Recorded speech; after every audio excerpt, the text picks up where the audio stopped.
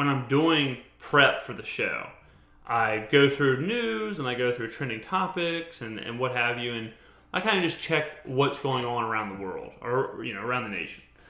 And this week was really something because the first thing I saw was the circle game. I saw people asking for $100 to win $800. And it really is kind of surprising sometimes to me how dumb people are. Now, I know that sounds harsh. I know it may sound harsh to, just call people dumb or to call people stupid or whatever it is, but the bottom line is you've got to be a special kind of dumb to still be getting wrapped up in Ponzi schemes and pyramid schemes. And there's so many different avenues to the circle game that we're going to unwrap the whole damn thing. We're going to unwrap it just like one big onion. And the first part of it is the ethical part. Now, it sounds no big deal, right? Well, let me explain the circle game just in case you don't even know what it is. And hopefully you don't know who it is. And, to be honest, the people who listen to this show, the people who enjoy this podcast, I would consider, of the highest intelligence. So I know that all of you listening didn't do the circle game. You probably don't even know what the circle game is. And to that, I applaud you. To that, I'm not surprised at all. Because if you have any shred of common sense, you don't get wrapped up in this. But what the circle game is one person, so it's a circle, and you have, that's a little whoopsie poopsie right there for me. Unedited though, uncensored. We'll keep that in. That's a little ESPN notifications letting me know that the NFL draft, I guess, happened. But so the circle game, you have 8 spots in a circle, and you each pay $100 to get into it. Then, as people pay $100, you move up into the circle, and there's 3 tiers to the circle, I believe. And as you move up, eventually you make it to the center of the circle. If you get to the center of the circle, you get $800. And the $800 is obviously collected from the people buying in. And then you just progressively do that and continually do that and continually do that. And you do that all the way through, and then theoretically, everybody gets $800 for their $800 investment. Now, anyone with a shred of intelligence or anybody with a shred of common sense can easily see that and go, okay, well, that's a Ponzi scheme. That is the definition of a Ponzi scheme. And as if it wasn't already a Ponzi scheme, they literally drew it for you. They literally drew the circle, drew the pyramid. They drew it out for you and said, look, here is the person. And then you get more people here, and this person goes here, and then they get more people here, and then they drew the pyramid scheme. I have been lucky enough to go to a few pyramid scheme recruiting trips, and they always they don't even mean to, but they draw out the pyramid. They'll say, yeah, I'm here, and then I recruited 5 people, and then those 5 people recruited 10 people, and then you can see the money kind of siphoning. And if you look at it, inevitably, it turns into a pyramid because you have one guy at the top, then you have 5, then you have 10, then you have 20, and it just turns into a pyramid. And that's usually the part in the recruiting trip where you're like, okay, well, this isn't going to work. And it's so crazy because the circle game starts off with that. They couldn't even stop themselves. But so that's the basis of the circle game. Okay? Now let's talk about ethically why it's so bad. On the ground floor, it seems like it's no big deal. On the ground floor, it seems like, hey man, $800, you need a chance to win 800 or $100, chance to win 800, and no big deal. But think about what kind of a person asks you to do the following.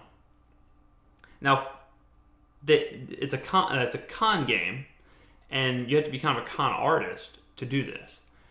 it's important to know the con part of conning someone, or con artist or whatever, comes from the word confidence. Because the only way that you can con somebody is if you instill a sense of confidence in them. And most of the time, Ponzi schemes, pyramid schemes, whatever, are done between friends. Very rarely it's strangers, because you have to have a rapport, you have to have a sense of confidence, you have to have whatever in order to even go into this damn pyramid. If I'm going to buy some Tupperware from you, if I'm going to buy some Roden and Fields from you, more than likely we have some rapport. It's not some stranger selling me lip cream. That's not how pyramid schemes work. And if I'm going to rub fat burning gel all over my stomach, I want it to come from a trusted person. So one of your friends is telling you, and this is it, they're telling you, look, give me $100 and you're going to have a chance to win $800, but there is absolutely no way for you to get your $800 before I get my $800. And that alone is like the worst friend of all time. Let me give you another metaphor. It would be like if your friend is stuck in a haunted house or stuck in just like a maze.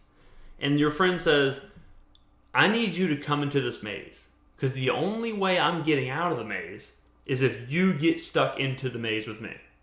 Now, once I get out of the maze, and I will 100% guaranteed get out of the maze before you.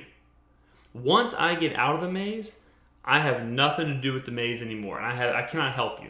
And once I get out of the maze, you're on your own. You're going to have to recruit more people to get your ass out of the maze. Who in the world would do that? Who would, like, that is this circle game, right? Who the hell would agree to get stuck into a maze so that their friend can get out of the maze, and then they're stuck in the maze and they need to recruit some people to get out of the maze? The friend that's asking you to do that, not a good friend. You can see why ethically that's a problem, and why ethically it takes a certain kind of person to do these circle games. Because that person has to be inherently so selfish that they're willing to take your $100 and invest it into nothing so that they can get $800 and then you just kind of be on your own. That's what this circle game is. So that's why ethically it's so bad. Now let's take a look at why it just doesn't work. So the circle game only works if for the rest of time people pay into it. People just continually pay into it. You keep siphoning, you keep rotating. Well, that doesn't happen, obviously. At some point, people stop getting conned. Same with any pyramid scheme. Same with Roden and Fields. Same with Arbonne. Same with Juice Plus. Whatever. At some point, you just run out of friends. At some point, you just run out of gullible people to do this. It just happens. I mean, that's why these things don't work. They just don't work. And they can work for a minute. I'm sure some people got $800. I'm sure they did. But I know for sure a lot of people didn't get $800. And a lot of those people who didn't get $800 lost $100. And it may not sound like that big of a deal, but when you keep doing it, you keep like compounding it, and you keep expanding exactly like how many people it is, the numbers get pretty staggering. And the numbers will go from 6 to 12 to whatever, and then eventually it's like 100,000. And then you got like 100,000 people out of $100. And that's a Ponzi scheme. The definition of a Ponzi scheme is taking people's money to pay another person with no intent of giving them their money back. That's the definition of this. Let's break it down again. I'm taking your money to pay me with no intent of giving you your money back. You have to go and now do the same thing. Like, you have to go ahead and Ponzi somebody else to get your money back, or to make any money. And it's so funny, man, because the can't miss, guaranteed, make money, $800 coming your way. It's only played by the dumbest of people. It's only played by people who shouldn't even be doing this. The people who financially can't do this. And it only lasts about 6 hours. The game where it only works if it lasts infinitely lasted about 6 hours on Instagram stories. I don't think it even lasted long enough for the Instagram story to expire. I think Instagram stories expire in 24 hours or something. This expired before the Instagram story. That's how bad it is. And I think it's so funny because when people first figure out this game, they're like, holy shit, I'm about to be rich. But you don't see Bill Gates and Mark Zuckerberg. You don't see these people doing that. You don't see Bill Gates posting on his Instagram story, oh my God, guys, invest $50,000 and you can make $250,000 if you can get 8 people to invest $50,000. Don't you think the super rich would do this? That's a really good way to know that maybe this is not very smart.